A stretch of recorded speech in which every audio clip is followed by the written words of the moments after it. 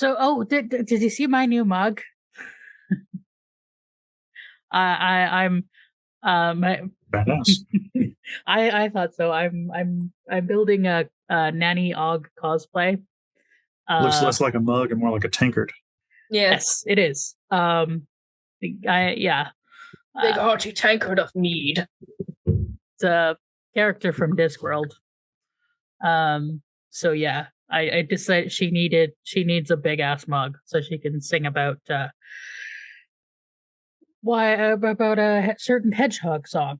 So, and you two are gonna look at me like that means absolutely nothing, and that's fine. Those of you out there, if you know, you know. But we're not here to talk about Discworld. Josh's blue screening. I'm just along for the ride, y'all. So, yeah. Gianna did something stupid. Oh boy. Someone stupid. Oh boy. We're gonna talk about it. Okay. Yeah. So, for the first time without Jack in his spirit, shall we rock and/or roll?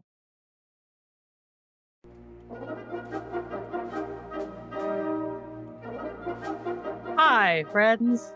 Howdy, y'all. And welcome to Muppet Sex and Trauma. I'm Sara Ezzat, the Fat Culture Critic on YouTube. I'm Josh Gosdin. And this is one of my favorite t-shirts. And that's enough. And we are joined by our dear friend Ren in the first guest spot in our new format. Salutations. Hi, Ren. Hi, Josh. Wait, are you Ren the Barbarian, the YouTuber? Oh my god, that's me. I get that all the time. Just making sure.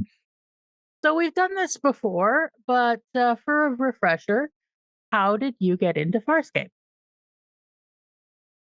Oh, me? Yes. You, yeah. Okay.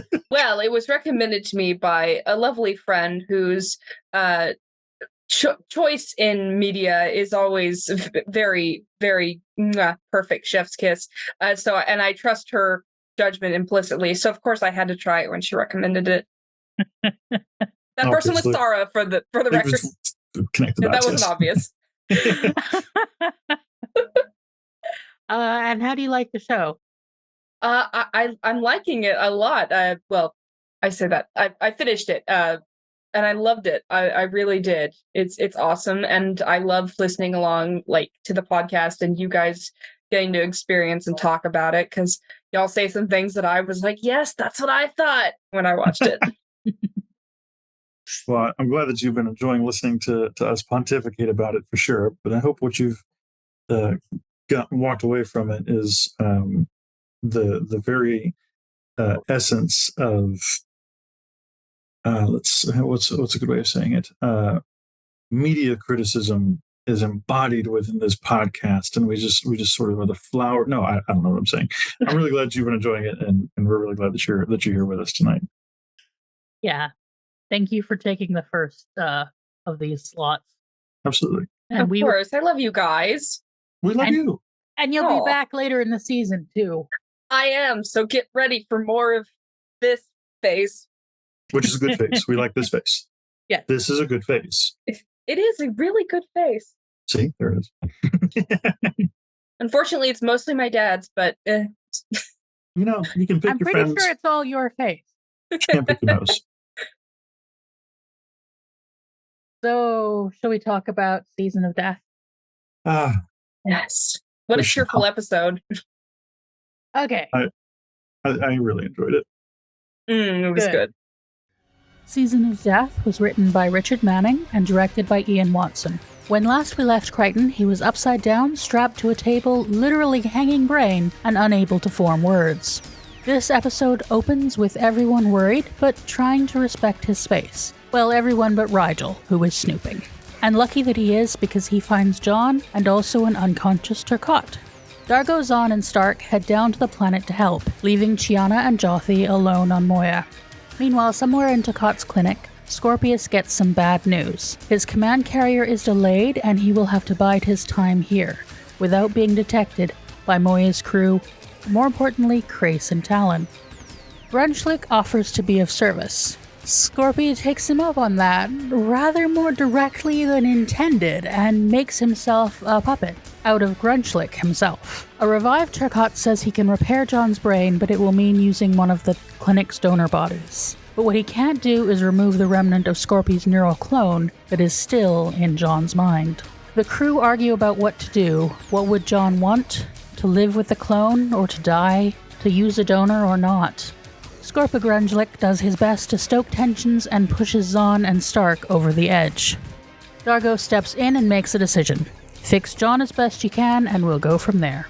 When the operation is complete, John is still depressed about the presence of Harvey. Stark counsels him to overcome. It's not a chip anymore, it's just the ghost of a personality. And inside his head, John takes charge and takes out the trash. Can I get a hell yeah? Hell yeah! Things are looking up, but what's this? A cryo chamber is opening. It seems Grunchlick had a Scarron on ice, and he had set the timer on defrost when Scorpio arrived. Poor Turcotte gets himself melted by the Scarron heat haze. Scorpio Grunchlick sends the Scarron after John, who escapes into the cold with Dargo. Meanwhile, Zahn visits Aeryn's body and finds she's actually mostly dead. And with an unwilling assist from Stark, she tries a little miracle maxing through the power of mind-melding lesbian plant sex. But there will be a cost. When everyone is distracted, Scorpius decides to let his SS poster boy pilot make a break for the approaching command carrier. Grace and Talon pursue, shooting down Scorpius's transport before drawing off the command carrier and starbursting away. On the planet, John and Dargo are stuck outside freezing and about to die by Scarron when there is a burst of Qualta Blade fire and the radiant Aeryn Sun arrives right out of a shampoo commercial. Working together, they kill the Scarron. With Turcotte dead and Grunchlick on ice courtesy of the Scarron, it's time to head home. After they leave, and obviously not dead, Scorpius monologues to Braca about starting a new Gamic base. Now that he has the wormhole knowledge, he's finished with John. Later on Moya, John and Aeryn have a proper reunion, and finally fully confess their love for one another. But Aeryn says they must not act on it. She doesn't want to take the risk that she could be responsible for anyone else losing their life. Anyone else? Yes. Saving Aeryn will cost Zahn her life. Zahn, resting in her lover's arms, says that she is at peace with that. Oh, and also in this episode, Chiana did something stupid. Jothi.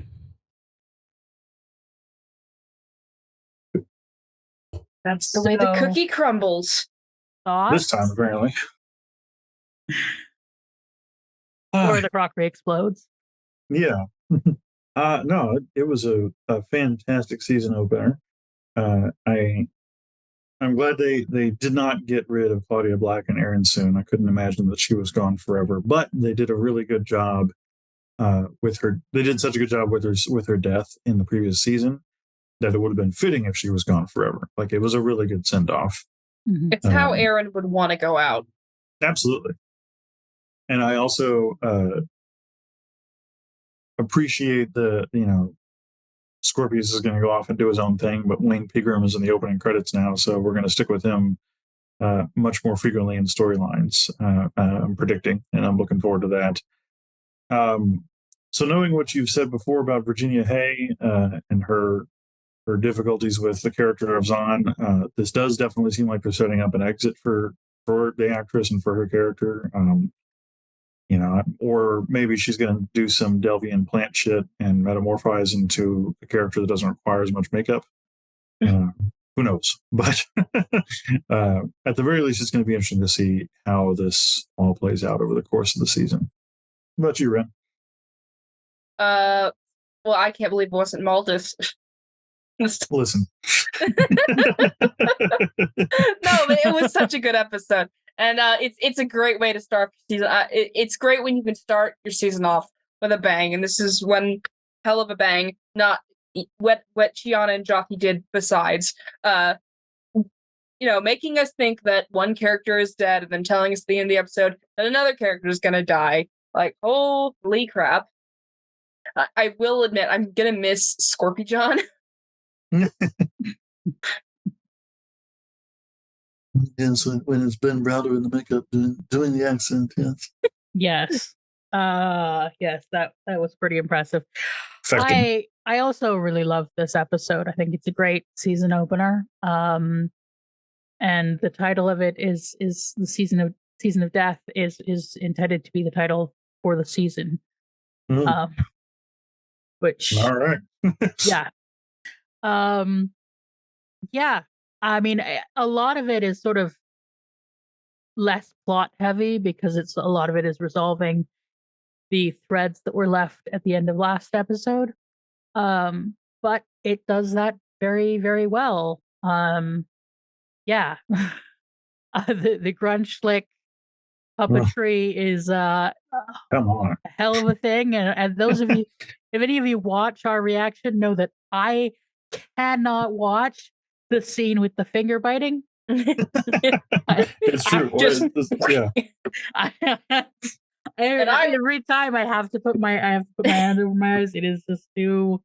Oh. And I watch a lot of low budget 80s horror, so I was totally fine. If you'd like to see Sara squirm, subscribe to our Patreon. Yes, please.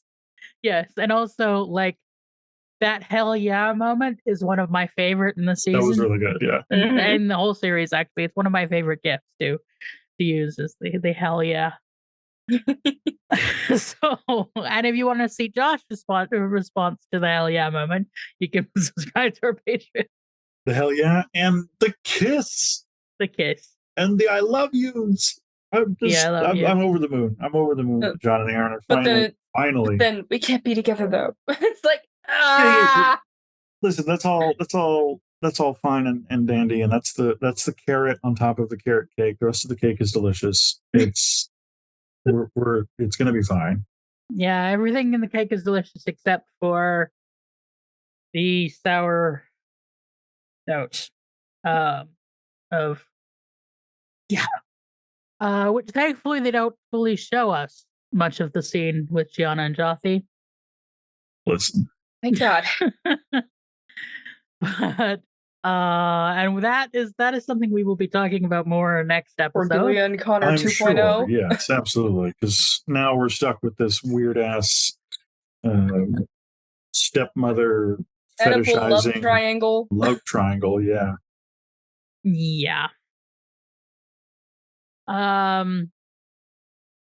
So yeah, but you will have noticed that Matt Newton's name is not in the credits. So we will We'll see. We'll see what's gonna happen. Yeah. It's not fun. Well, sure. So we've got a new opening narration. Yeah. What did you think of the new opening narration? Well, I loved. First of all, I loved the new credits as well. The recut, and sounded like just totally reorchestrated music. Mm-hmm. But I looked up the words to the new narration, and it seems like we're going to go in a very interesting direction this season because he's talking about not just trying to get home, but should I go home? Like what could the consequences be if I go home? Mm-hmm. I love how he says, but you'll never know the wonders I've seen. And it's like Shiana orgasming. Yeah. It's like, I mean, that is pretty wonderful. Farscape. Yeah. So, we got Wayne, Lonnie, and Paul, which sounds like a band, all together in the opening credits along with everybody else. So I'm delighted that Crace is going to stick around. I'm delighted that Scorpius is going to have an expanded role. And I definitely liked Stark in this episode. Like, I think for the first time I enjoyed Stark. So I'm looking forward to more of the direction they're taking his character in. Oh, so you're finally coming around to Mr. Your Side, My Side? Yeah, God, this man was Sara has heard me rant about him ad nauseum at this point, but he was driving me bananas before this episode. You gotta say, Paul Goddard brings a sort of frenetic energy to the role. He's doing great, and I mean, props to him, because I wouldn't be so bothered by a poorly acted character. So I've got the words to the opening monologue here. My name is John Crichton. I'm lost. An astronaut shot through a wormhole in some distant part of the universe. I'm trying to stay alive. Aboard this ship, this living ship, of escaped prisoners, my friend. If you can hear me, beware. If I make it back, will they follow? If I open a door, are you ready? Earth is unprepared, helpless, for the nightmares I've seen. Or should I stay, protect my home, not show you they exist? Not show them you exist. But then you'll never know the wonders I've seen. Yeah. Yeah. It's a little... so creepy with the echoes. Mm-hmm. I don't know how familiar either of you are with the young adult series Animorphs. No. I know of Animorphs. It was one of my favorite book series growing up, for sure. Why is that not surprising? It deals with an alien invasion and teenagers who have to save the world while still going to middle school. But there was an evolving narration for each of those books as well. And the change from the first two seasons to this season's narration definitely was giving me like Animorphs vibes, and I really glommed onto it. I'm enjoying it. Yeah. I think it's very Farscape that we have the mix of, the wonders and the nightmares. Yeah. But like I said, I'm looking forward to what seems like an implied new character or plot trajectory, because previously it was, how can I get home? And now it seems to be like, should I go home? Yeah. It's like the more John stays out in the black, is he the same person who was taken away from Earth 2 seasons ago? And can that person ever go home again? Or is that even still his home? That's the question. So yeah, definitely some interesting questions set up for the season, and a bit of conversation of John having with himself. Clearly. So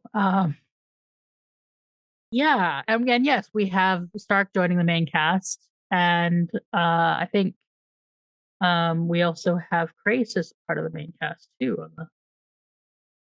He hasn't been part of the main cast? Nope. Oh, okay. Yeah. He's in the credits now. Yeah. So yes, we have somewhat new cast. And do you want me to tell you? Do you want to discuss the issues with Virginia Hay now, or do you want to wait? I want to wait until it's relevant to the story, until something resolves about her current plotline. All right, then we will do that. I want to experience it along with all of America and Australia in 2002. Then that's what we'll do. So, who shall we discuss? Shall we talk about Zahn's journey in this episode? Let's talk about Zahn. Yes. Ren, would you like to go first? I have to say, I would definitely do the same thing if I was in her position. If a dear friend of mine was in, like close to death, and I thought I could save them, even if it meant risking my own health and well-being, I would do it, especially if it involved telepathic lesbian sex. Especially if it involves telepathic lesbian sex. What must I do? Lesbian plant sex. Yes. Telepathic lesbian plant sex. She's a fruit and a vegetable. I can't with you.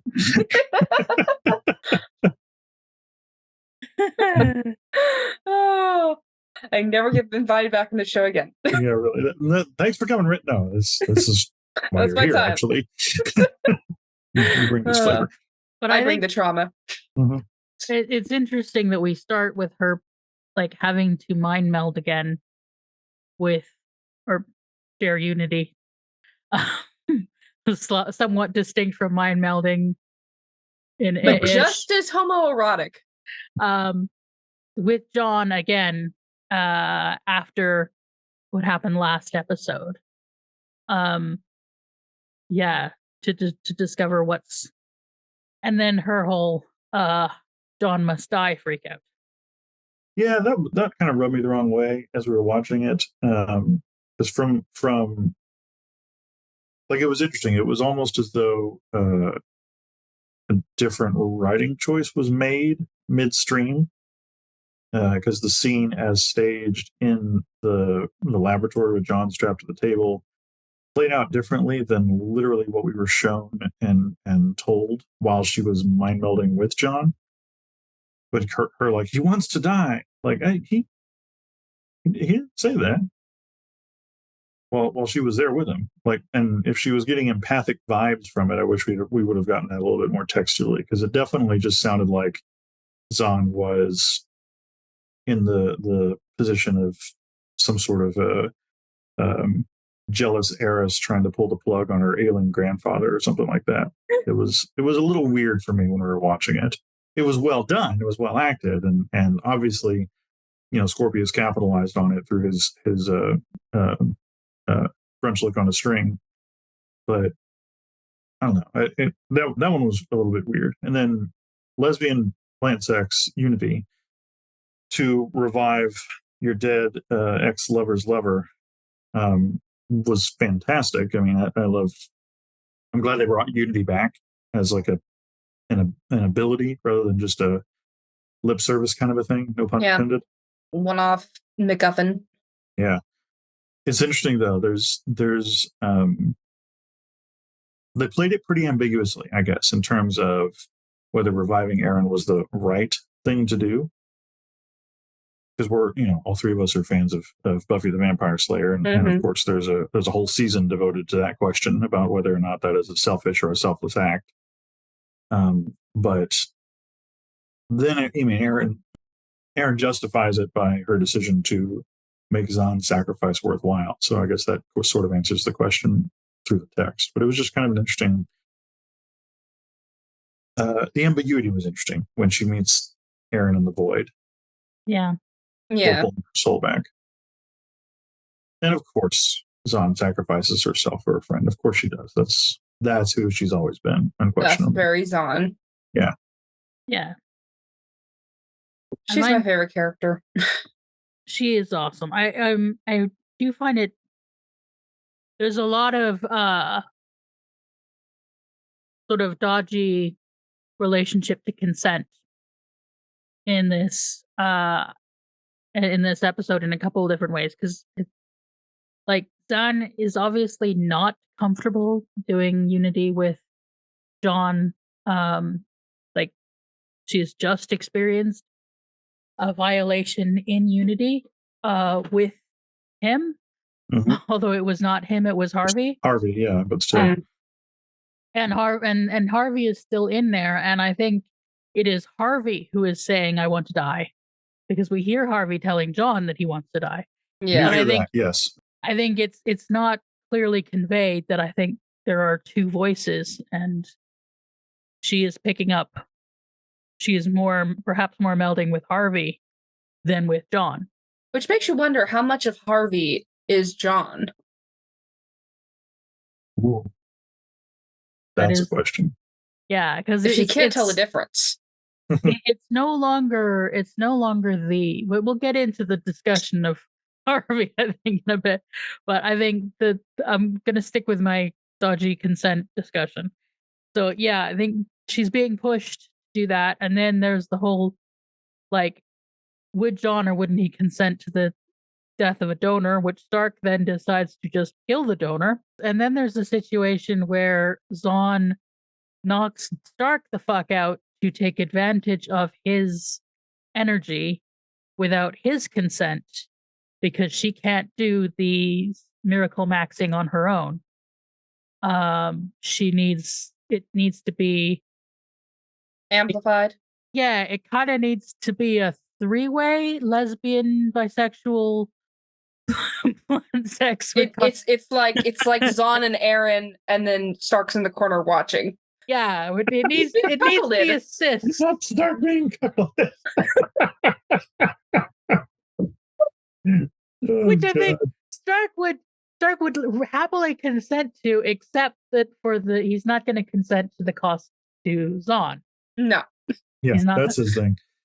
It's the, and then there's also the scene in the black where at first Aeryn like refuses. Yeah.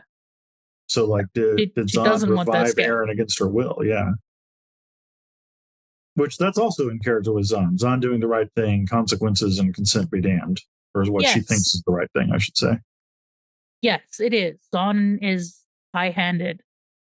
And and she also knows she may not, that convincing Stark of things sometimes takes a while.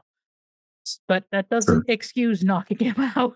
Right, yeah. It's Stark's consent to give. But and there's a really great character moment in a Star Trek episode that I love from Star Trek Next Generation, where when Data is asking Geordi for help on something and Geordi refuses because he doesn't want to put Data's life at risk.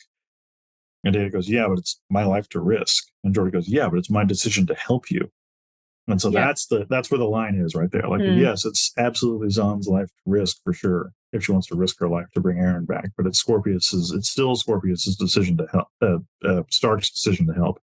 And see, this reminds me of an episode of Doctor Who where they first introduced River Song, which the thing about Doctor Who is that River Song's story is told out of order because she and the Doctor keep meeting out of order.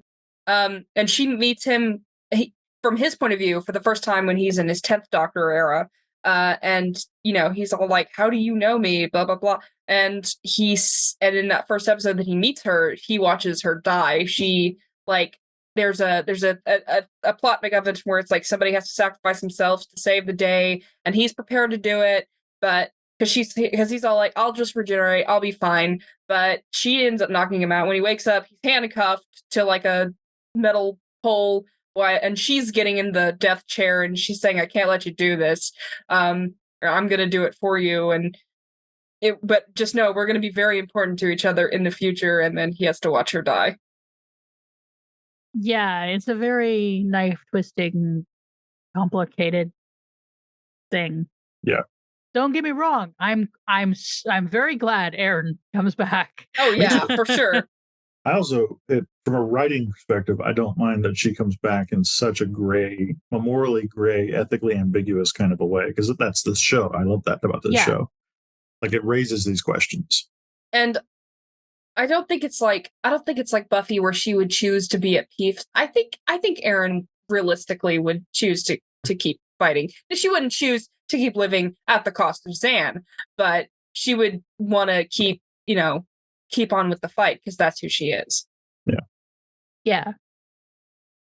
Yeah, and I think like it could cheapen the whole Aeryn death thing if it's too easy for her to come back. So I think like the mechanics of it are not really complicated, like Zahn does some magic stuff, but the moral implications are messy. Totally agree. And the cost is clearly high too. So it's not like nobody can die because Zahn will always be there. It's like, no, Zahn traded herself basically. Yeah. At this point. And Zahn at one point talked about how when she took a life, she saw her rights end on that, like she'd forfeited the sort of right to life, and everything after that was a gift from the goddess. So it's atonement for her too. Yeah. And she is there is a mirroring in that the way that she took that life was she drained the life out of her partner during Unity. So now she is just funneling it in through Unity. Yeah, just repaid. So we've often complained about the inconsistency and convenience of Zahn and like Delvian powers, but there is a consistency and a through line in this, which is like they are building off of something previously established rather than going out of nowhere. This is very much the Zahn that I guess this is the most common Zahn, common denominator of all of the different, I guess, written versions of Zahn that we've gotten so far. Common Zahn-nator? Zon at her zoniest. Yes. So it'll be interesting to see kind of where that goes from going forward. And one way or the other, there's going to be some pretty heavy emotions coming through the cast, I'm sure. Yep. As there always is. So Yeah. it's in the title. They always bring their A game. So, shall we talk about the Scorpius of it all? Scorpy Grunchlick? Oof. Not all puppets are Muppets. I'm nobody's puppet. Jeez. Well, somebody's puppet. I got no strings to hold me down. Yeah, you do. I have, I think we talked about this in A Clockwork Nabari. As a plot device or a power in a fictional setting, I'm not a big fan of mind control because it's such a story breaking power, and it usually raises too many questions around itself of like why doesn't the bad guy just do that to the heroes, and then there's no story is the obvious answer, but then it's like, then why did you write it in? If you can brain suck an entire town with your giant gizmo, but the scrappy band of rebels are the only ones who are out there to defeat you, and you have to punch your way through them. That's dumb. Yeah. As a writer, it is a struggle to create powerful characters, but not make them like super OP to the point of like there are no stakes in this fight. Yeah, absolutely. So some of the best instances of mind control in fiction are the ones where they establish that it is very difficult to do in the first place, and not just because the lantern-jawed, heroic, well-cast protagonist is Naturally immune. Yeah, or anything like that. Yeah, that's such a Mary Sue move. Not just because, something being old magically conveys something. Exactly. Yeah, and so in this, when he first jabbed it into Grunchlick, and then good God Almighty, the way that scene was both blocked and acted, where they're like both raising their hand up like that was so fucking creepy. But the way that they played it throughout the rest of the episode was very much like Scorpius was a little relieved that Grunchlick was so easy to manipulate. And it was clearly an effort for Scorpius, and it's a bit of a story breaker for Scorpius because while he's puppeting Grunchlick, he can't do anything. The actor who plays Grunchlick is really great and deserves props because like he's having to play two different characters at the same time. He's having to play Grunchlick, but also playing Scorpius. And there was one point where like he was saying something to like the others as Grunchlick, and then like he kind of like makes an aside to himself as Scorpius. It was like a light switch just flicking on and off. Yeah, he did a really good job this episode. Yeah. And all that is to say, the mind control in this episode didn't bother me because the story did a good enough job of justifying it. Yeah. But yeah. All that said, it was God. I really can talk, can't I? Sometimes. All that said, what are we going to do with Scorpius now? He's in the main credits, but he's accomplished his first goal. Like he's got the wormhole technology. So what kind of a threat is he going to become now? That's a very intriguing direction. I'm looking forward to seeing where they take it.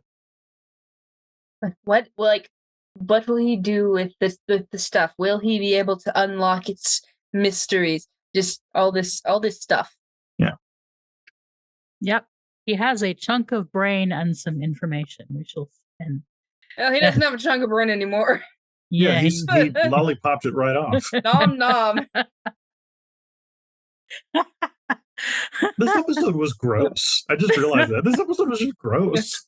Yeah, then they show the like close-ups on Grunchlick. I'd be like, that's what I look like when I haven't done my skincare routine.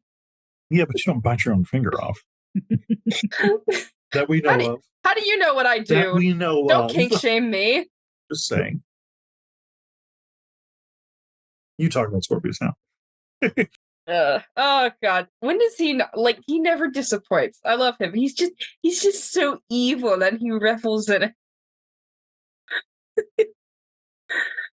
We love our leather daddy. See, I love Scorpius in part because he's not evil. That's like he's not just I am evil man. He is entirely and completely ruthless. Yeah. Because like he could have, he could have had Grunge that kill them all. He could have done all sorts of things if he wanted to just be evil. Like he doesn't have to let them go at the end of the episode. But he isn't interested in them because he knows what he wants.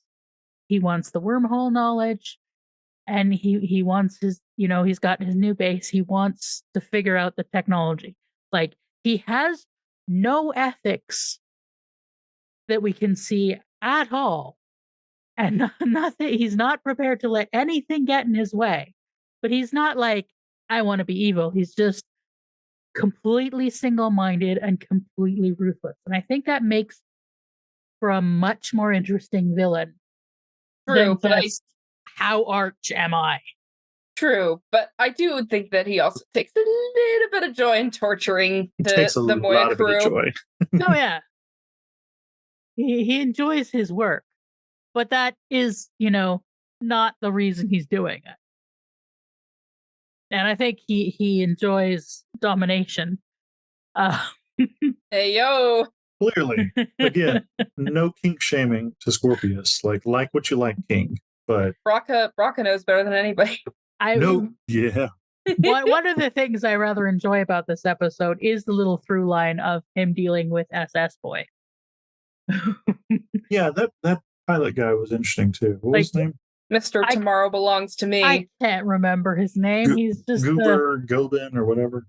He's just a little Nazi pilot boy. And he's the German boy. He's such an arrogant shit. And Scorpy is so obviously irritated by him. But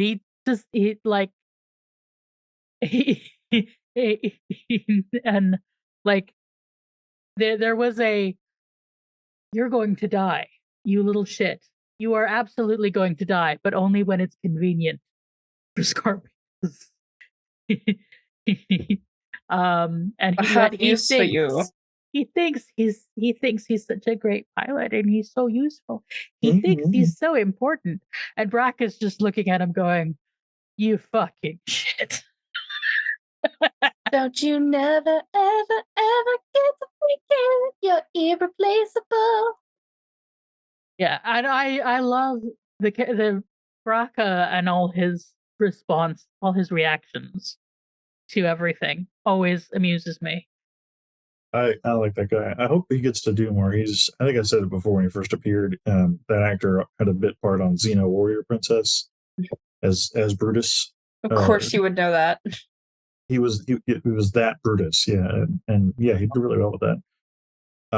As the morally tormented bestie of a rising dictator, and so far this in Farscape, he has gotten to revel in Crais getting deposed. He's gotten to sneer and be snide, and not much else. And so I'm hoping that Braca gets to do more going forward.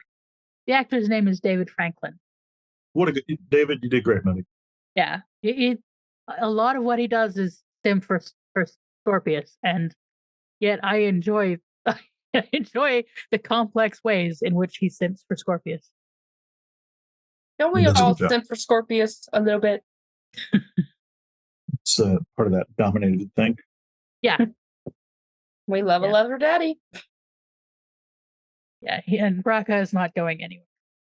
No, clearly. Yeah, he's a very good lackey. Yeah. So the other Scorpy-shaped being, we have Harvey. Harvey gets his ass kicked. It was adorable watching him getting thrown around and tossed into a dumpster. That was great. That definitely felt like they just shot that in the back lot of the studio that they use. Yeah. What was that set? But it was effective and it was really well done. And it was also really fucking satisfying watching John kick his ass. The shady warehouse of John Crichton's mind. Yeah, it was Wayne Pigram's fight choreography that is just put him on. You're right, put him Put him on. I'll give him the old 1-2. It's just he turns into a cartoon. It's wonderful. It was great. And to your point earlier, Ren, I mean, how much of Harvey is John? That's probably how John, imagines him being a cartoony kind of a villain. Because it definitely really felt like that moment, and I don't know if either of you ever had this moment of like realizing that you're dreaming and being able to take control of the dream. Yeah. Yeah. So so John can turn Harvey into a weird, scrappy 19th century boxer. So it'll be interesting to see where that goes. Now that he has a piece of Scorpy still in his brain, but not the chip. So it's not the controlling presence They that have it was. become one. There's an opportunity there for... Speaking of unity. Listen. Listen, what John gets up to in his mind. There's an opportunity there for devil on the shoulder kind of stuff. Hopefully it'll be interesting going forward. If he just pops in every once in a while just to remind us that he's there and they don't actually materialize anything with Harvey, it'll be a little disappointing, but I don't feel like the show will do that because the show loves torturing Big Brother. Yeah, it sure does. Don't we all? He's just so good at being tortured. Yeah, well, clearly. Yeah. I love men in distress. Speaking of torture, shall we talk about the Chiana Joffe? Oof. Listen. Ren, go off. It makes sense. They're much closer in age to each other than Chiana is to Dargo, but it's just like, how is that not icky? Like, you're the son of the man I'm dating. It's like a plot right out of a porno. Exactly. Dad's not home. I worked my stepmom. It really is giving that vibe, so to speak. It's it's just tawdry enough to be very Chiana. Here's my frustration with it, is that we've seen Chiana grow so much over the course of season 2 that this definitely feels like a backslide for her character. And time and the rest of season 3 will tell whether that is a backslide in her character that leads to further development or a backslide in the writing of her character. And if it's the latter, then my frustration is only going to increase. But if it's the former, then okay, I can absolutely get on board with returning to old coping mechanisms when it feels like all of your efforts to change and grow have been for naught. Which is definitely where she ended up at the end of the second season. It's feeling like none of her efforts were mattering because of how hard and often Dargo was pushing her away. Yeah, and this episode begins with him being very pushy and like protective. Controlling. Yeah. You two, stay on the ship. Stay out of our way. And then the flirtation that we see is her being bratty in response when Joffe tries to be controlled. When he tries to feed her, which, yes, is creepy, but also it's specific that we get that. Yeah. That leads to the tension is like the brat response to him being high-handed and how she doesn't like being treated like that. She prides herself on being someone who can, as you've said, kiss, kick, or frell her way out of any situation. Mm-hmm. So it's like, for someone to like infantilize her in that way, it's very insulting for her. Mm-hmm. And the look of shame on her face after we cut back to them putting their clothes back on, to me, kind of validates my hope that it is the former, that this is a character evolution point for her rather than a case of the writing sabotaging her character evolution. Because previously, I'm not sure that Chiana would have cared if she had done something like that. Yeah. But also, and to the point where she also wouldn't have tried to hide it. We hope it's just Chiana having a slight quarter-life crisis. And returning to old coping mechanisms and then not working as well or working the same way that they used to work. That's also when growth happens. And I would point out how much better Dargo is. Like, Dargo is great in this episode. He was awful in last episode. And it's yes, he was. When he gets away from Chiana and Joffe, stops being like he stops being that sort of pissy hair trigger high-handed guy that he was being, and he can focus on, being there, being the best friend, being there for John, dealing being with the the task in hand. being the Do excellent comic not relief make me this tongue episode. you. Yeah, he was excellent comic relief this episode. Yeah. Jonathy, on the other hand, I don't know what the fuck is going on with this guy. His like we pounded on this dead horse in the last review last season. His character doesn't have much character to it at this point. So I can unpack, dissect, infer, and interpolate what Chiana's doing. I don't know what Jothy's doing. No. It's like, is this in character for him or not? And because I don't know why he's doing it. Is he doing it to get back at his dad? Is he doing it because he's a horny teenager? Is he doing it because he actually is in love with Chiana? Like, what's going on, my guy? Are his mommy issues that severe? We'll see. Well, yeah, we don't know if it's in or against his character because we don't know his character. Right. Yeah.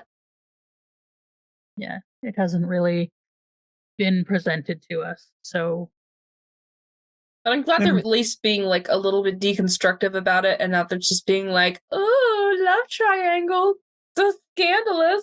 Right, like it's pretty clear that this isn't lascivious. This is shameful, for at least Chiana, and it seems like Jothy too, based on how he also reacted afterwards. Yeah, no one seems to actually think this is a good idea. Right? Yeah. Yes, that perfectly well said, Sara. Or remotely sexy. Like they don't frame it in the filming as a sexy thing.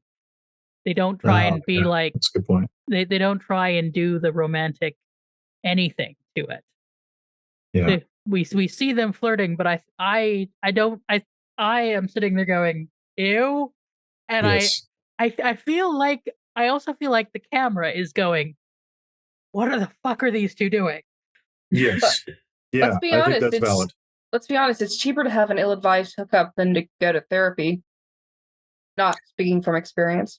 Yeah, the one character who could be a therapist is kind of busy doing lesbian telepathic mind sex. Plant lesbian telepathic mind sex. And maybe there's something to that. Like all of the like the therapist of the group and like all the wise ones in the group, they're off, they're busy, and it's like you left the horny young adults like alone to her own devices. Like, of course she's gonna get into some trouble. Yeah, the only other person on Moya, apart from a pilot who isn't anywhere near this room, is Rigel, and he is only interested in his stomach. He wants to get the hell out of any place that has exploding crockery. He's not. Yeah, all the id characters are secluded to whether or not he has any idea what just happened in the room, he isn't interested in staying in it or contributing or anything. No. I do feel like I guess I was waiting. I don't know if a puppet can play subtext, but I was waiting for Rigel to make some comment that was basically like, I know what you guys are doing. And the fact that he smells like grilling sex in here. Something like that. Yes, that is very much no pun intended on the nose. What I was imagining he might say. The fact that he did was a little surprising, but also maybe it'll come up later. I don't know.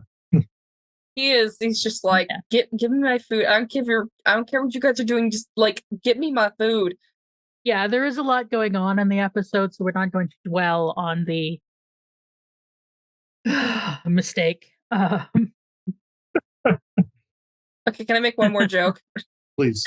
Rigel walking in on Chiana and Jothy is just being like, can I get a waffle? Can I please get a waffle? Okay, I'm done. Well done. Well done, man. So the other sort of very little in the episode, and by the way, when I called it a mistake, I meant like it is a mistake that they are doing, not I don't think it's a mistake in the writing. Yeah. Agreed. Yeah, I caught that. It's a character mistake, not a writing mistake. Yeah. Yeah. Yeah.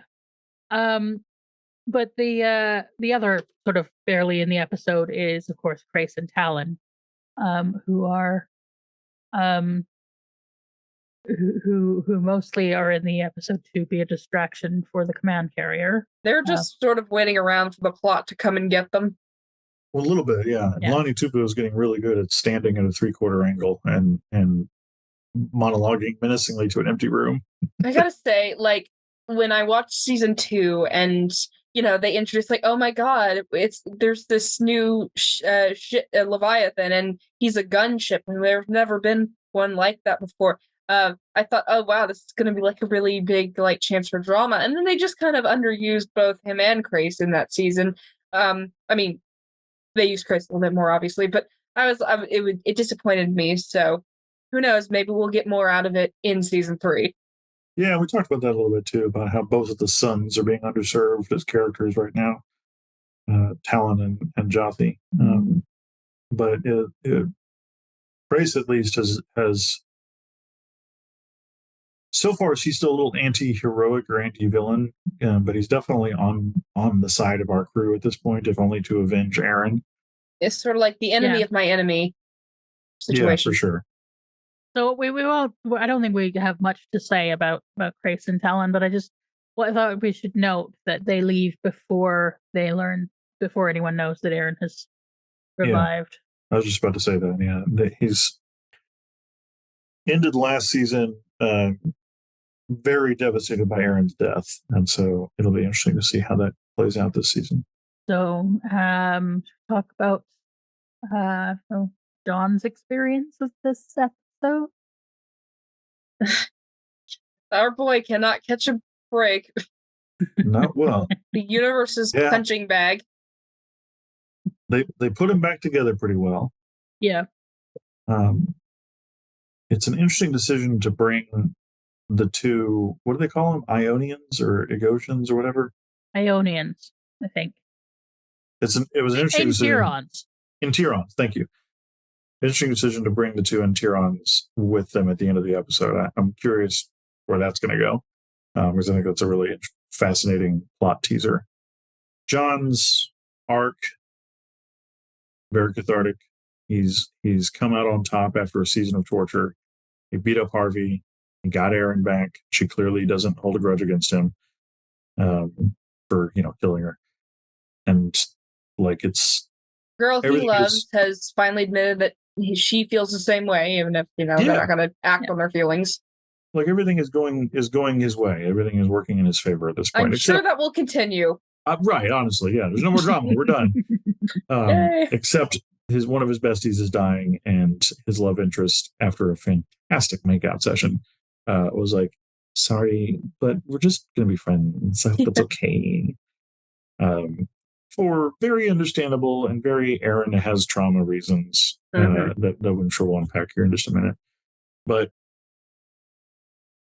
there's a weird vibe surrounding John and Zahn and Stark and the Diagnosin and Grunschlick and everybody about, like, it feels like the episode is sort of splashing through the puddles of very heavy topics like euthanasia and assisted suicide and stem cell research and just those kinds of things that seemed to me very clearly alluded to in metaphor, that our heroes were ambivalent about, in terms of, is it ethical to engage in these practices? And it was a little, I guess, distracting as a viewer to see these splashes of these topics on screen, but not really hear them delved into or unpacked in a significant way. Yeah. Stark has strong feelings, but he's Stark, so he kind of expresses them in, I don't know, but just kind of ranting and running about, and not like it's just and randomly euthanizing a guy. Right. No, yeah, he was very ethically entrenched in the notion that, having mostly dead bodies that can be harvested from was wrong, but they just kill a guy anyway. Yeah, some kind of assisted suicide or euthanasia is perfectly acceptable. I think his issue was because his part of his role is to help people pass over. He was offended, and he talks about being able to hear the voices. Yeah. So he's bothered by preserving people in that in-between space indefinitely, although apparently not when it's Grunchlick. It was a spiritual argument for him, for sure. Yeah. And then, that he then just like, pop, takes out the mostly dead body, and then also meets out some kind of retributive justice against, not eats out, don't make that face. About to say. I misspoke. Yeah, he doesn't. He just kind of leaves Grunchlick there. Like, I think it's the Scarran that puts Grunchlick in the freezer. But then it's Stark who's like, he's effectively dead in a very like he's finally getting what he deserves kind of. And we like way. Give you a taste for your own medicine. Yeah. And we don't see if he does anything with all the other bodies. Like, is he leaving everybody else on ice, or is like there could have been a sort of like a putting at peace for all the people going around and like everybody. Like, so can these people be saved or not? Like, is it sort of a brain dead situation? Like, what's the story here? We don't know. Mostly dead. It's the it is. It's the Princess Bride formula. They're mostly and dead. As we all know, mostly dead is slightly alive. But we only have one Delvian, and we know of one being true love. So, oh no. So we only save one. It just leaves it in a weird place thematically.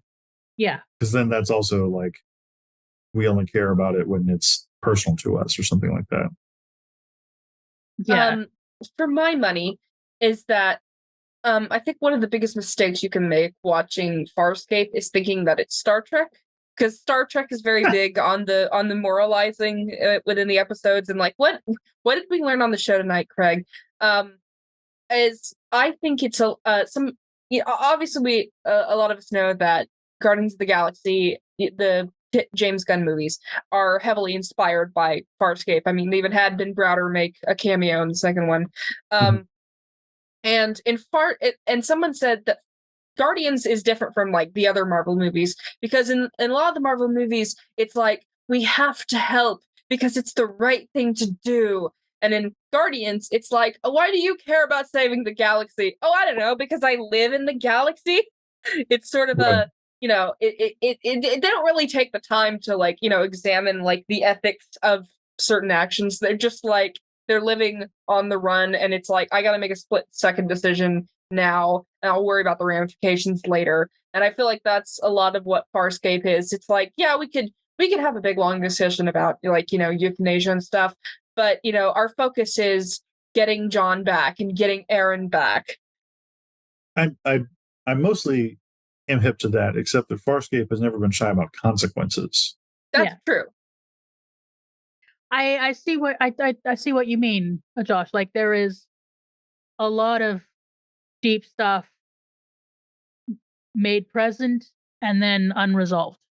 I think that maybe we would have benefited from having the, like, instead of Stark sort of being pleased that Grunchlick is effectively dead, if we had him like do something about the rest of the bodies, maybe. Yeah. But also, like, there is a Farscape thing of having unresolved stuff. And so, yeah, it is kind of like, yeah, I don't know. There is a lot of stuff there is something to be said about a piece of media not spelling out like its own moral philosophy for you and saying this is right and this is wrong, like some properties do. There is something to be said for like something like this, which is a bit more morally ambiguous, because it makes the viewer think about it, like what we're doing right now, what we're talking about it right now. I mean, I guess, except I'm concerned that wasn't what they were trying to do. I don't need a moral answer for sure, but I would like a moral question asked, and the moral question wasn't really ever asked in this episode. Yeah. Like there was they used, like, yeah, you said it very very well, Sarah. Like they used these topics as plot devices without, I don't know, like full regard for their weight. But does every instance of any controversial topic need to be a moralizing seminar? No. And I think that Farscape does actually have a moral core. Agreed. And is quite clear about it sometimes. Like there was a thing on Twitter, some idiot was saying using Farscape as a make sci-fi great again, and people were laughing about the, like, how could you possibly read Farscape as far right? And I'm like, the bad guys are literally space Nazis. Yeah, it opens with a fascist. How many times have we said lesbian, Delvian plant sex in this one episode? Yeah, like the big bad are fascist cops. Like, yeah. Star Trek is like, shall we talk about the importance of diversity? And Farscape is like, ACAB. Yeah. And the main the big plot arc, plot arcs, we have a woman developing her character and a man dealing with trauma. It amazes me how just the people refuse to see, I do not see, like, someone was complaining, I wish they would make Star Wars political. Yeah, how could they make something called Star Wars political? And we'll get into some of the stuff that we explore with the ideas of wormhole technology through this series. Like, yeah. Looking forward to that. It was just difficult. It was, I guess, distracting. I think it's the best word for it. It was distracting in the scene to be splashed by these topics as they were going through them without, I guess, pointing, at the very least, pointing and saying, like, we splashed through this topic. Yeah, I understand that. I think had they had more time to work on writing this episode, I think we would have gotten something more coherent in the, ideas, because it is playing around with extreme measures and euthanasia and all that stuff. But I think perhaps it was just like, you are laying tracks while the train is running, and I think like we just didn't get to the there that might have made this an even better episode. And so we're left with it sort of like mugging the it's like it went and mugged all these big ethical arguments for the loose change in their pockets. And Unfortunately, when writing fiction, telling a story it comes before the internal ideology. You could have a great ideology in your story, but if you do not have a good story to tell it with, then you just end up spewing like nothing. And when you're writing a novel, you can go back and like backfill and make it work. But when you're writing for television, you're writing on a defined time. So yeah, you are. And then there's also an opportunity to have that self-awareness as a writer to say that maybe I should make different plot choices for how we get from A to B. Mm. We can't all be Vince Gilligan, unfortunately. I think we are left with a good episode, even if we're kind of like, I'm not sure what it says about the extreme measures stuff, but it does feel like it's not taking it all too lightly, because we do feel the weight. Yeah, and we feel the weight of the decisions around Aeryn and Zahn and all that. We don't really feel the logic of it, just that it is a weighty thing. We've got the two, what were they called? Freons? We got the two Interions. Interions, thank you. We've got the two Interions. So we, at the very least, we still have a dangling plot element that might give us a chance for some more moral questioning in the future. We got some frozen takeaway aliens. That is one way of putting it, yes. One delicious way. We will see what becomes of them. Fun with that. So I think we have come to the point at which we discuss Aeryn. Our girl. Well, Whatever the afterlife is like for the Sebastian, we know that there is a hair salon. because she had And a fabulous music very video big- hair. Fabulous hair. And a very big fan. When she comes out wielding the quantum, like she is like stepping out of the photo shoot from Vogue with her hair just whipping. And like apparently the space between death is a wind tunnel with a Meatloaf music video happening. Did the Mhm. afterlife give her extensions? I swear to God, her hair was longer in the afterlife than it actually was when she woke up. It did. Well, John gave her a haircut. So, how much time within the universe has passed from the end of the second season to the beginning of the third season? Was it like minutes, hours? Like, were we picking up right where we left off, or? It can't have been too long because Turcotte was still alive. Yeah. Yes. Okay. Yeah. So that's But fair. it So also can't have been immediate because Scorpius was able to hide. so Aeryn had He been was dead dead for like 2 days, right? a day, right? Like not much. Yeah. Like not even a day probably. Yeah. Yeah. And she'd been in the Instafreeze. Right. Yeah. So the Instafrozer as well. So I'm. It's always interesting when they bring a character back to life how hand wavy they want to be with. So what was the afterlife like? Yeah. Some will they come characters. back Video. wrong or not? Yeah.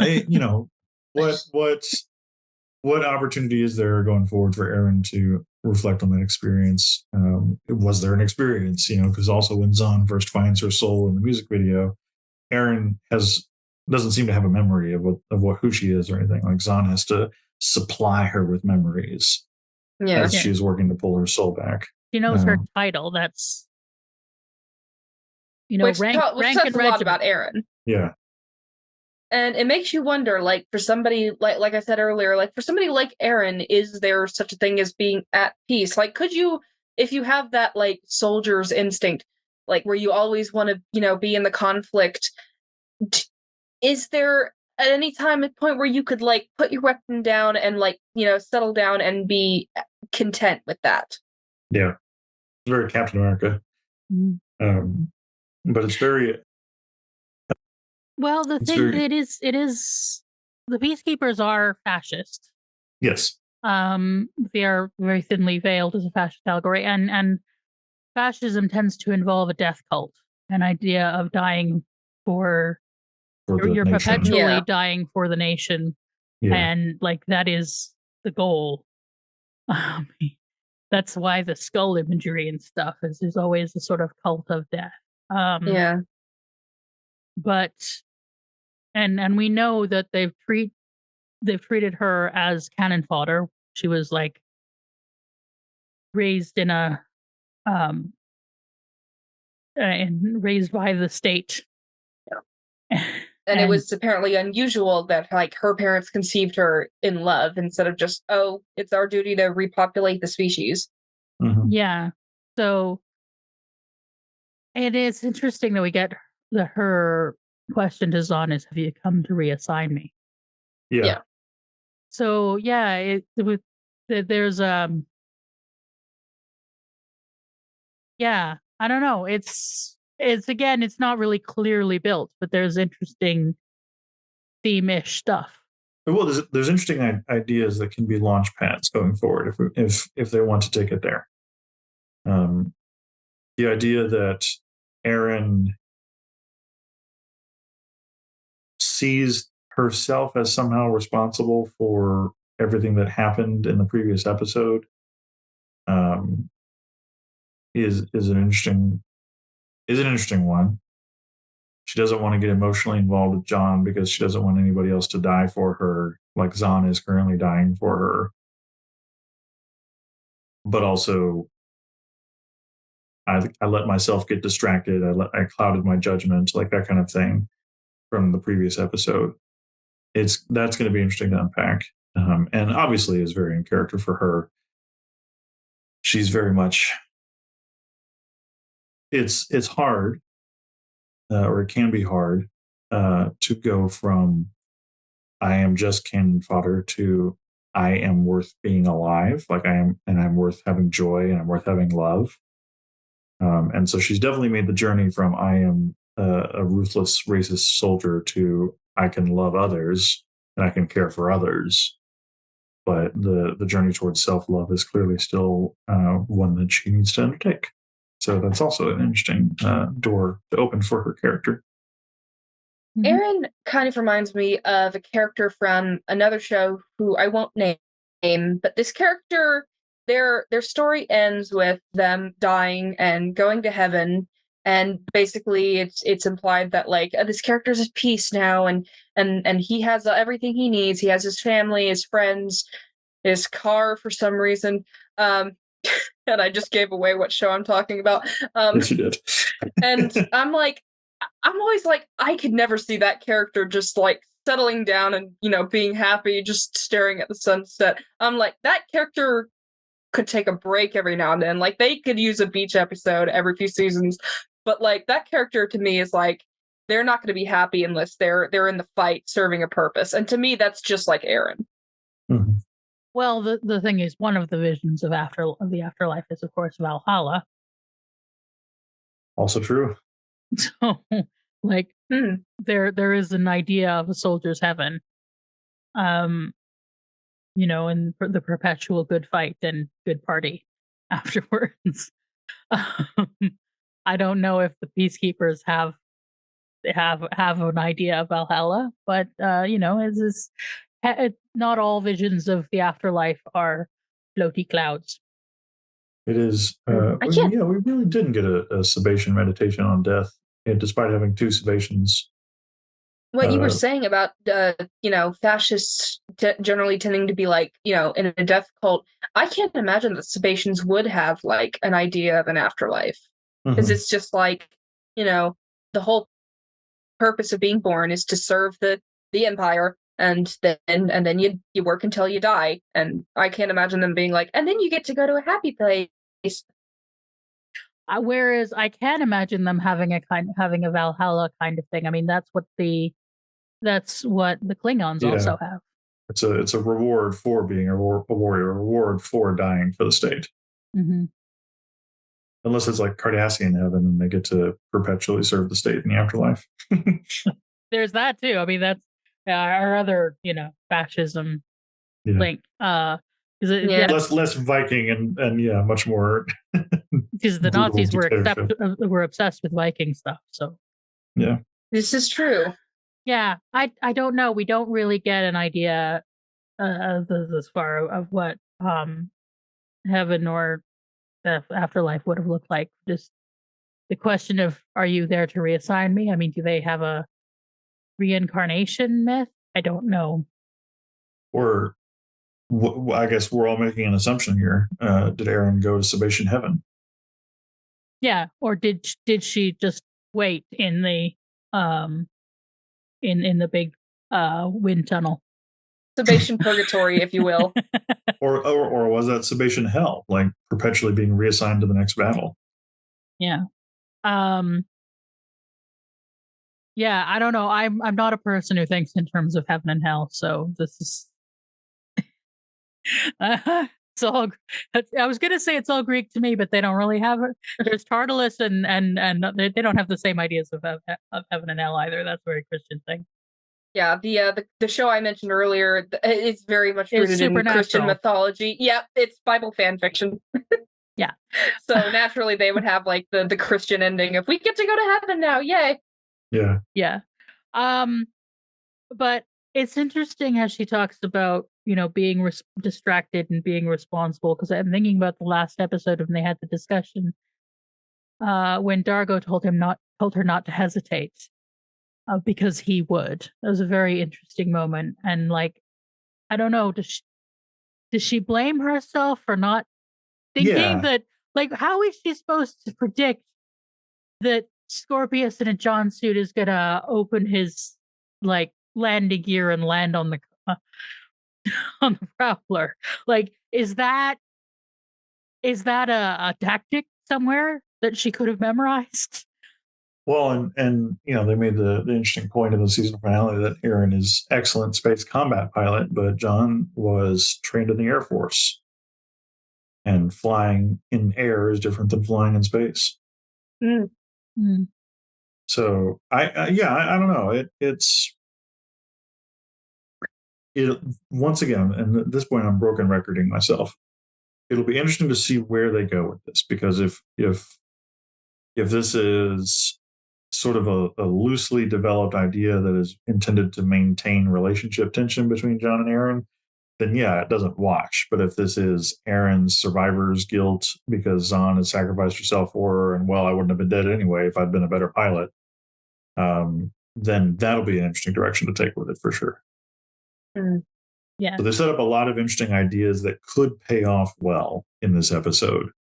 And I think also the fact that it's taken Aeryn this long to be in a place where she can say "I love you." Yeah. And I think, especially considering we already have one character who is responding to stress by going back to her old ways. I think like that there's a sort of a mirroring there of like she's got herself this far, but like this is a lot, and sort of going, holy shit, I need a minute.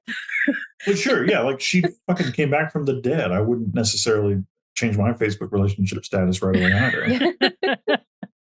Yeah, I mean, Aeryn, it's not the first time that Aeryn has gone, holy, I need a minute.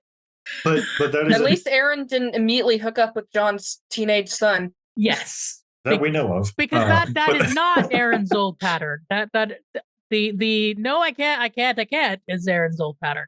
Yeah, but that isn't.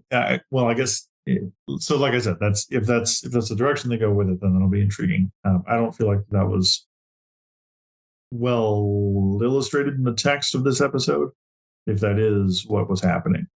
Because there's the emotional vulnerability of the kissing and the "I love you," but then there's also but we can't be together. Yeah, her comfort zone is discomfort. Join the club. Yeah, there's a lot. In a strange way, it feels like there isn't a lot in this episode, but in other ways there is a lot in this episode, and and it means that there sort of ends up being a lot that's sort of not quite. It's a lot of setup. I mean, it's a lot of setup for, or I guess it could be a lot of setup for the season. We'll see if it all gets picked up. Yeah, a lot of it feels like a culmination of things that have been put in motion. Like, not necessarily an ending, but like a sort of, a checkpoint, if you will. Yeah. Turn the page. So, is there anything else about this episode we want to discuss? That I can think of. I'm set. Okay. So, yeah, this is the table set for the season 3 the season of death. Season of death, yes. Must be the season of death. Yeah. Oh, one thing that we did establish is that you can kill Scarens, but it's hard. Apparently, it takes hard for you, maybe. Sounds like a skill issue. Yeah. Much shooting, much stabbing, then we finally get there. Yeah. So, any hopes for the future season? Obviously more Crace, and more of Crace doing things with people. More Scorpius. I'm curious to see where he's going next. Like I said, that he's resolved he's achieved his goal as a villain, but he's also just got promoted to the opening credits. So clearly, there's more to come. What is going to become of Harvey? How badly Dargo and Chiana are going to break up? when those crazy kids will finally get together, Aeryn and John. Is Dargo ever going to get a snack? Like, or Rigel? I mean, is Rigel ever going to get a snack? Like that's the real question, isn't it? That is the biggest unanswered question from this episode. Yes. So a lot of hopes.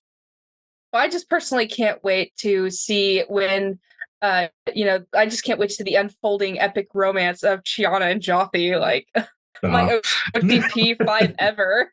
How dare you? And then, of course, what will become of Zahn? Yeah. So the next episode is called Sons and Lovers. SUNS. Yes, NUS. Yeah. Ooh. Okay. And we will be joined, if everything goes all right, we will be joined by my friend Foreign Man in a Foreign Land. Ooh. So I will put a link to his channel in the doobly-doo. You should all check it out. Legend. Yeah. He is totally new to Farscape, but he was easily on board to jump in. All right. You mean he's foreign to Farscape? Listen. I like this the shifting dynamic there. I'm not saying that I feel outnumbered right now or anything. But you both keep like making eyes at each other about certain things that I'm saying, and I'm like, damn it. Yes. I have dropped a number of things to make Ren's poker face more difficult. Both of you, like you both look like you've got a canary feather in the edge of your mouth there. I mean, that's just kind of how I naturally look. Mischievous. Pretty much. I'm an imp. Fair enough. And Ren is going to be back later in the season for the horniest episode. Of course. That's the perfect one to have them on. Of course. Yes. We're going to have a mix of people who are familiar with Farscape and people who are new to Farscape. Following this episode, we're looking at being joined by my friend Terry from Pink Dumbbells, and she watched it as it came out and is doing a rewatch for us to join in. So yeah, we will be there will be a mix of people trying desperately to keep poker faces and people being like, what the hell is flummoxed. this? Yeah. So you won't be always outnumbered, Josh. And of course, you'll still have Sara and I's smooth and dulcet tones coming at you live from the etherwebs. And if we have any Jack thoughts to pass on, if he sends us any thoughts, we will pass that on to you folks. I do want to shout out that we have a new patron for September. Yay! Dominic, welcome. Thank you. We're glad you're here. Oh, Dominic. Who joined at the Zahn's cleric level. Oh. If you haven't subscribed to the Muppet Sex and Trauma Patreon yet, what are you doing? Give these people your money. I'm not good at the hard sell. I'm really good at the appreciation afterwards. I just feel weird, but we do have a reaction to this episode that will be on the Patreon.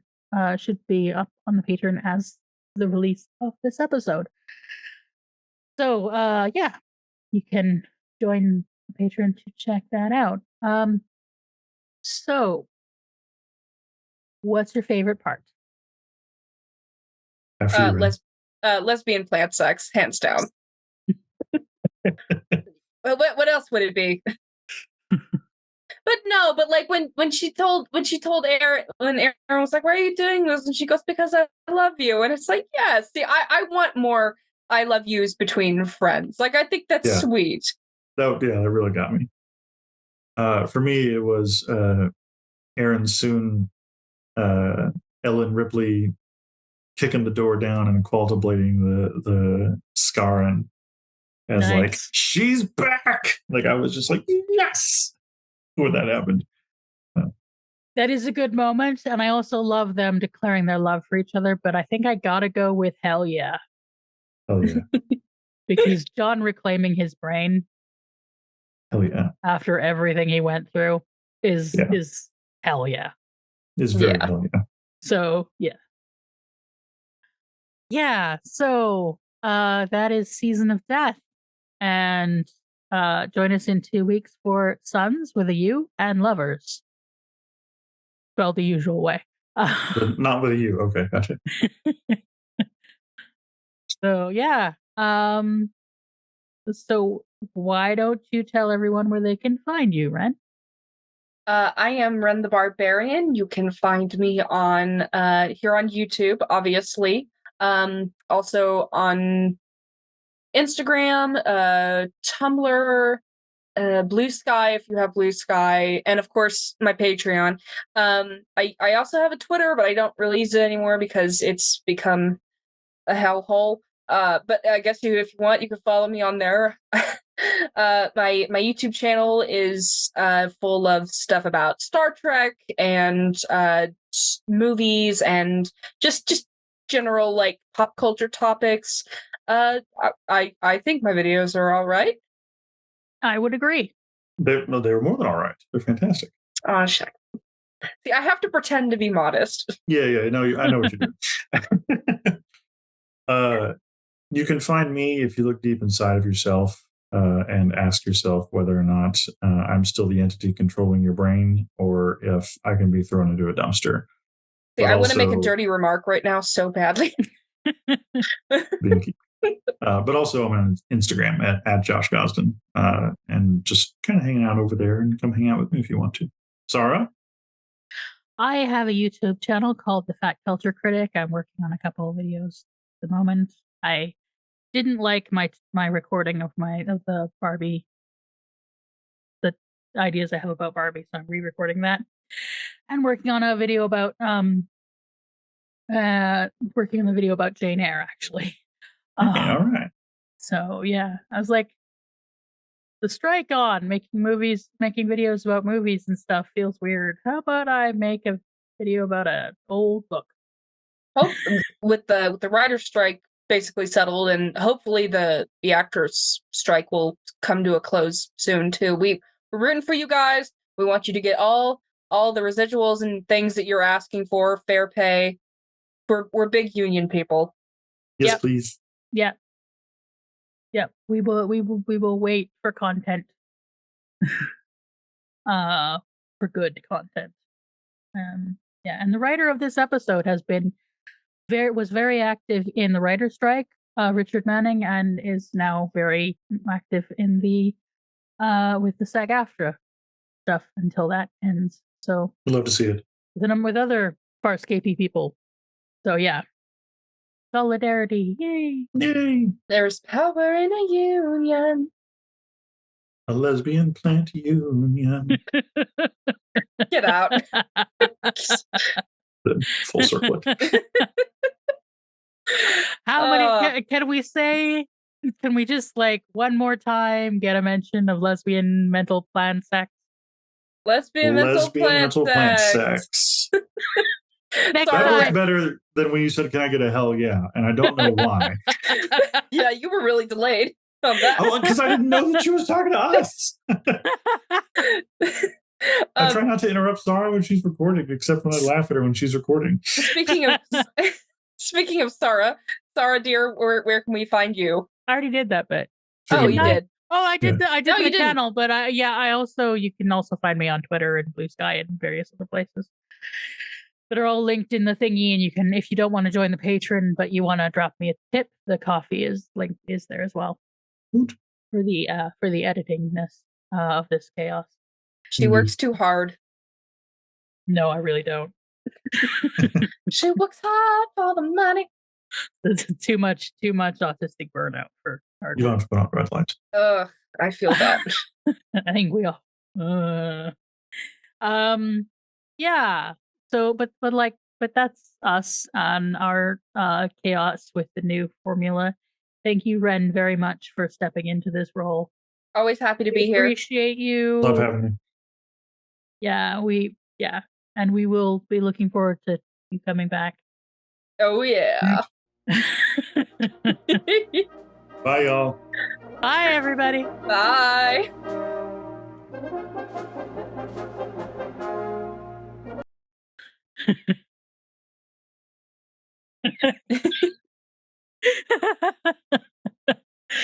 Put 'em up. Put 'em up. I say so. You have a full of the Marquis of Queensberry.